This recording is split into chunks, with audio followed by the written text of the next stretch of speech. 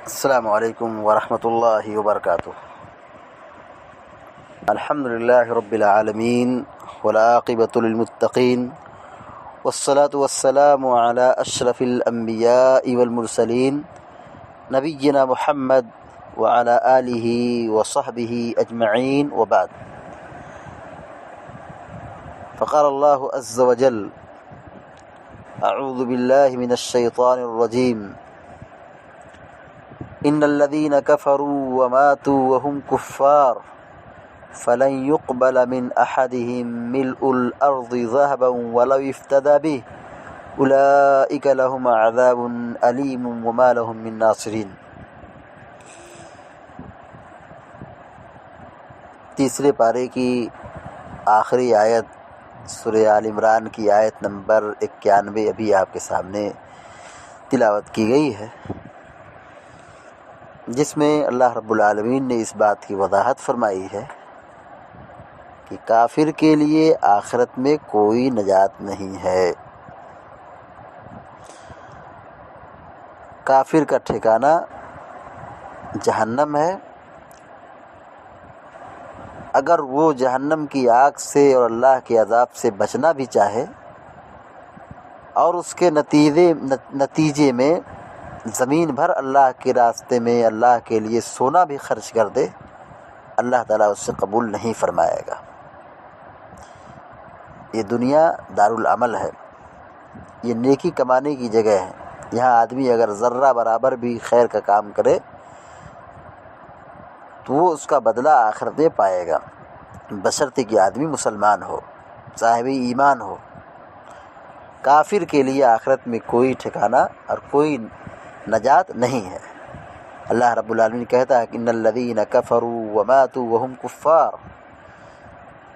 جنہوں نے کفر کیا اور کفر ہی کی حالت میں دنیا سے رخصت ہو گئے، انتقال کر گئے، فلن يقبل من احدهم ملء الارض ذهبا ولو افتدى به،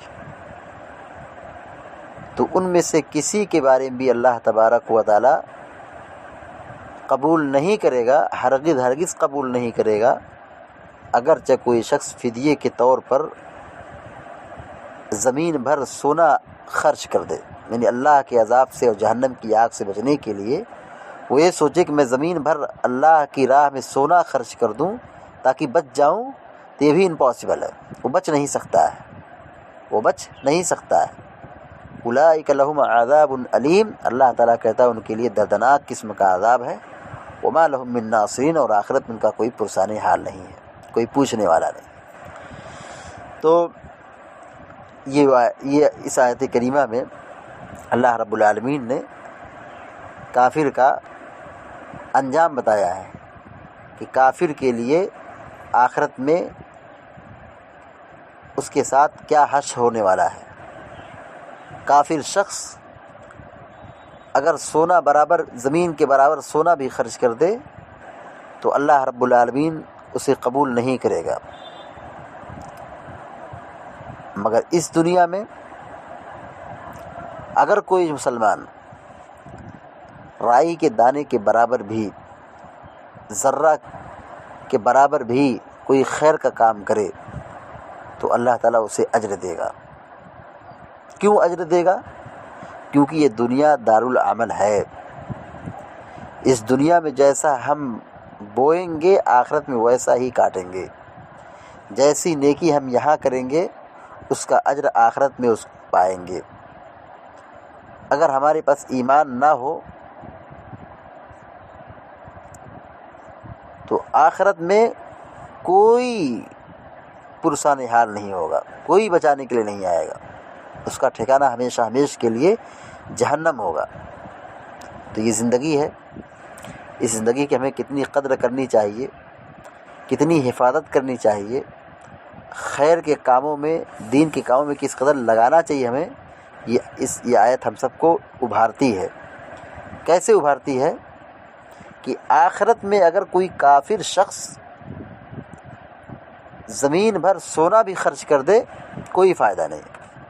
کتنی بڑی نیکی ہے، زمین کے برابر سونا بھی خرچ کر دے تو اللہ تعالیٰ کے ہاں اس کی کوئی حیثیت نہیں ہے، قبول ہی نہیں ہوگا، وہ اللہ کے عذاب سے بچ ہی نہیں سکتا ہے۔ مگر اس دنیا میں رہتے ہوئے اگر کوئی صاحب ایمان مسلمان رائی کے دانے کے برابر بھی کوئی خیر کا کام کرتا ہے، ذرہ برابر بھی کوئی خیر کام کرتا ہے، وہ اپنے انجام کو اور اپنے ثواب کو پائے گا۔ فَمَن يَعْمَلْ مِثْقَالَ ذَرَّةٍ خَيْرًا يَرَهُ، جو ذرہ برابر بھی خیر کرے گا وہ اس کو پائے گا، اس کو دیکھے گا۔ پیارے نبی صلی اللہ علیہ وسلم نے فرمایا کل معروف صدقہ، ہر بھلا کام صدقہ ہے، نیکی ہے، یعنی اس کی نیکی رائے گا نہیں ہوگی، ضائع نہیں ہوگی، اس کے ہر عمل پر اس کا ثواب اللہ تبارک و تعالیٰ عطا کرے گا۔